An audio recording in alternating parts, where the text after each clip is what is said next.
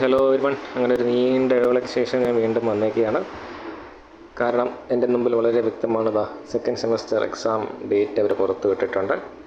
അപ്പോൾ ജസ്റ്റ് ഒരു ഇൻട്രൊഡക്ഷൻ ഈ വീഡിയോക്കകത്തോടെ തന്നിട്ട് ഈ പറയുന്ന സബ്ജക്റ്റുകളിൽ ഏറ്റവും കൂടുതൽ കണക്കും കാര്യങ്ങൾ വരുന്ന സാധനങ്ങൾ ഫോക്കസ് ചെയ്ത് പോയിട്ട് ബാക്കിയുള്ളത് കഴിയുമ്പോൾ അത്രയ്ക്ക് വാഗ്ദാനങ്ങൾ തരുന്നില്ല. സമയത്തിൻ്റെ ഒരു പ്രശ്നമുണ്ട്. ഇപ്പം ജൂലൈയിലായിരുന്നു പരീക്ഷയെങ്കിൽ ജൂൺ എനിക്ക് ഫുൾ ഫ്രീ ആയിരുന്നു. ബട്ട് ഇപ്പോൾ പിള്ളേരുടെ എൻ്റെ കോളേജിലെ പിള്ളേരുടെ പരീക്ഷ, പിന്നെ കേരള യൂണിവേഴ്സിറ്റി നമ്മൾ കൊമേഴ്സ് നടത്തുന്നുണ്ടല്ലോ, ഇപ്പോൾ കേരള യൂണിവേഴ്സിറ്റി പിള്ളേരുടെ പരീക്ഷ നടക്കുന്നു. അങ്ങനെ ആകെ മൊത്തം പാക്ഡാണ്. പിള്ളേരെ പരീക്ഷ തുടങ്ങി പിള്ളേരെ ധൈര്യമായി കയറ്റി വിട്ടിട്ടാണ് ഇപ്പോൾ ഇങ്ങോട്ട് വരുന്നത്. അതുവരെ തിരക്കായിരുന്നു. ഓക്കെ, നമുക്ക് നോക്കാം. അപ്പോൾ നമുക്കറിയാം സെക്കൻഡ് സെമസ്റ്ററിൻ്റെ അകത്ത് MMBC 8 തൊട്ടാണ് തുടങ്ങുന്നത്. 1 തൊട്ട് 7 വരെ ഫസ്റ്റ് സെമസ്റ്ററിൽ നമ്മൾ കംപ്ലീറ്റ് ചെയ്തു. ഇനി 8 തൊട്ട് 14 വരെ ഉള്ളതാണ്. ഇതിൻ്റെ അകത്ത് ഓരോ ദിവസം പറയുന്നുണ്ട്. ഈ MMBC 8 എന്ന് മാത്രമേ ഇതിൻ്റെ അകത്ത് പറയുന്നുള്ളൂ. അപ്പോൾ അത് ഏതൊക്കെ സബ്ജക്റ്റ് കാണാം, അതിൻ്റെ നേച്ചർ എന്താണ് ഒന്ന് പറഞ്ഞു പോവാണേ.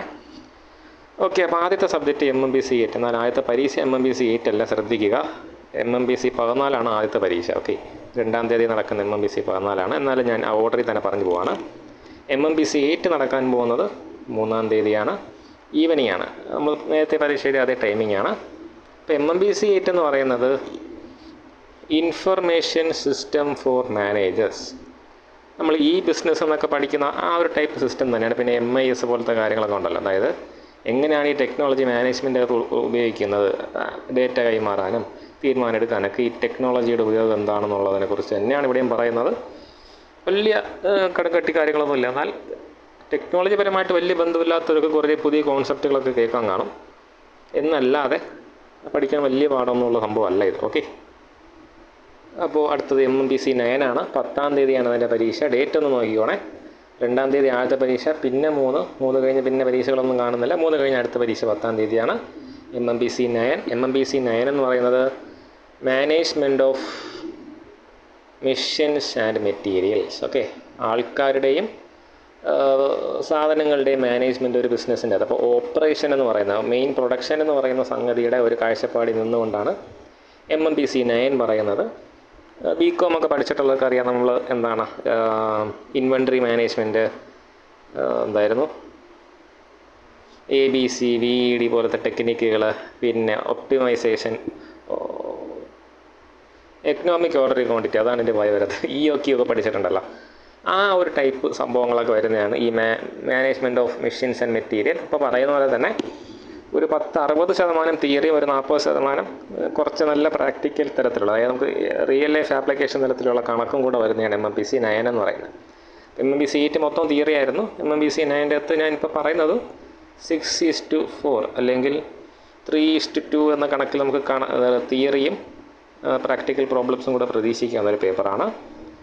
അടുത്ത MMBC 10 മാനേജറിയൽ എക്കണോമിക്സ്. വളരെ ഇൻട്രസ്റ്റിംഗ് ആയിട്ടുള്ള സാധനമാണ്.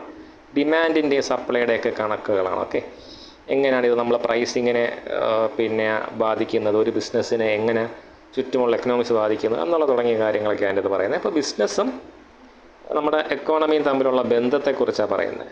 അതായത് നമുക്ക് വെറുതെ ചെന്ന് ഇപ്പോൾ പ്രൈസിങ്ങിൻ്റെ കാര്യമായിരുന്നാൽ പോലും നമ്മൾ സാധനം പ്രൊഡ്യൂസ് ചെയ്യാൻ 100 രൂപയായി, ഞാനൊരു 20 രൂപ പ്രോഫിറ്റ് പ്രതീക്ഷിക്കുന്നു എന്നും പറഞ്ഞ് 120 രൂപയ്ക്ക് വിൽക്കാൻ പറ്റത്തില്ല.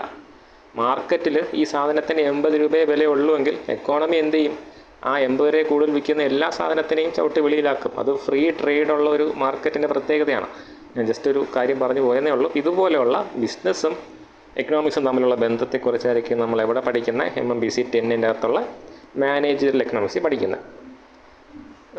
പിന്നെ ഉള്ളത് MMBC 11. MMBC 11 social process and behavioural ഇഷ്യൂസാണ്.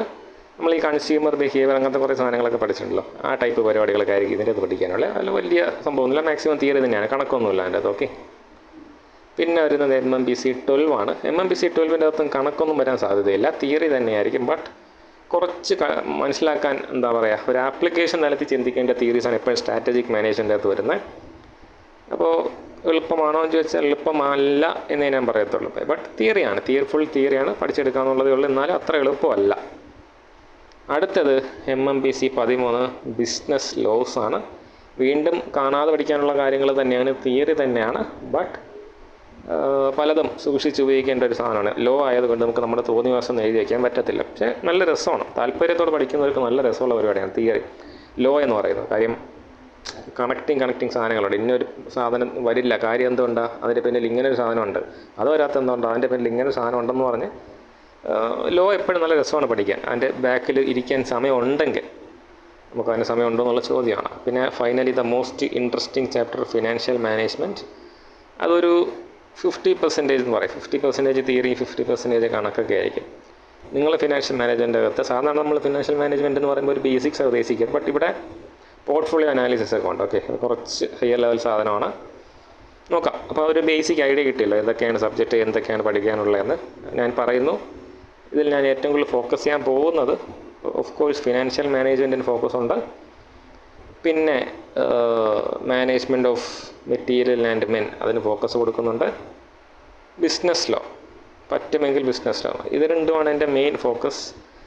ഇത് രണ്ടും കഴിഞ്ഞിട്ട് നമുക്ക് സമയം ഉണ്ടെന്നുണ്ടെങ്കിൽ, ഞാൻ പറഞ്ഞില്ല എനിക്ക് ഒരുപാട് തിരക്കുള്ളതുകൊണ്ടാണ്. പക്ഷേ പരീക്ഷയുടെ ഇടയ്ക്ക് ഞാൻ എന്തായാലും ഫ്രീ ആയിരിക്കും. അതുകൊണ്ട് ആ സമയത്തിന് അത്യാവശ്യം സാധനങ്ങൾ ചെയ്യാം. ഈ രണ്ട് കാര്യങ്ങൾക്ക് ഞാൻ മാക്സിമം ഫോക്കസ് കൊടുക്കും. എന്നിട്ട് മാനേജൽ എക്കണോമിക്സും ബിസിനസ് ലോയും പറ്റുന്ന പോലെ പറയാം. ബാക്കിയുള്ളത് നിങ്ങൾക്ക് വേണമെങ്കിൽ ചുമ്മാ വായിച്ചാലും ഒന്ന് എഴുതാനുള്ളതൊക്കെ കിട്ടും. ഈ 4 സബ്ജക്റ്റിലായിരിക്കും എൻ്റെ ഫോക്കസ് എന്ന് പറയുന്നത്. ഓക്കെ, എൻ്റെ വീഡിയോസൊക്കെ ഇതിനെ ആശ്രയിച്ചായിരിക്കും. ഞാൻ ബാക്കിയുള്ളതൊക്കെ ജസ്റ്റ് ഒന്ന് വായിച്ച് വിടത്തേ ഉള്ളൂ മാക്സിമം.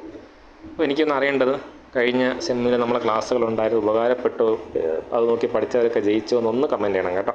വേറെ ഒന്നിനുമല്ല, വെറുതെ എൻ്റെ സമയം പൊക്കിന് വേണ്ടി ചെയ്യുന്നതാണ്. നിങ്ങളൊക്കെ അത് കാണുന്നുണ്ട്, ഉപകാരപ്പെടുന്നുണ്ടെന്ന് അറിയാൻ വേണ്ടിയിട്ടാണ്. അപ്പോൾ തുടർന്ന് ഞാൻ ബാക്കിയുള്ള വീഡിയോ ഒക്കെ ചെയ്യാം. ഓക്കെ, എന്തുണ്ടെങ്കിലും എന്ത് പറയാണ്ടെങ്കിലും താഴെ പറയാം. ഗ്രൂപ്പുകളിൽ എല്ലാവരും ഉണ്ടെന്ന് വിശ്വസിക്കുന്നു. ഗ്രൂപ്പിൻ്റെ ലിങ്ക് കൂടി, ഞാനുള്ള ഗ്രൂപ്പിൻ്റെ ലിങ്ക് കൂടെ താഴെ ആഡ് ചെയ്തേക്കാം.